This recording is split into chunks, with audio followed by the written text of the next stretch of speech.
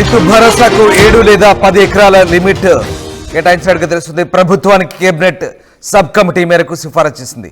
ప్రజాప్రతినిధులకు ఐఏఎస్లకు రైతు భరోసా లేదంటూ నిర్ణయించారు. ఇక కేవలం సాగు భూమికే రైతు భరోసా ఇవ్వబోతున్నారు. సబ్ కమిటీ సిఫారసుపై అసెంబ్లీలో చర్చించి నిర్ణయం తీసుకోబోతున్నారు. సంక్రాంతి తర్వాత రైతు భరోసా జమ చేస్తామంటూ ముఖ్యమంత్రి రేవంత్ రెడ్డి ఇదివరకే ప్రకటించిన సంగతి తెలిసిందే.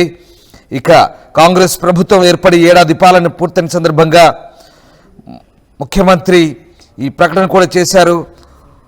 ఈ హామీల్లో ఒకటైనటువంటి రైతు భరోసా పథకం అమలుపై కీలక విషయాలు ముఖ్యమంత్రి ఇప్పటికే వెల్లడించారు. సంక్రాంతి పండుగ తర్వాత రైతుల ఖాతాల్లో రైతు భరోసా నిధులు వేస్తామని ప్రకటించిన సంగతి తెలిసిందే. ఇక భట్టి విక్రమార్క ఆధ్వర్యంలో కేబినెట్ సబ్ కమిటీ ఏర్పాటు చేశారు.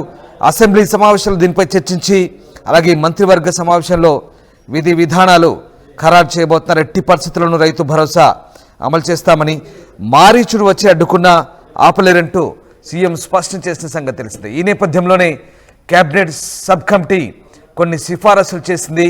కేవలం సాగు భూమికే రైతు భరోసా ఇవ్వబోతున్నట్టుగా తెలుస్తుంది.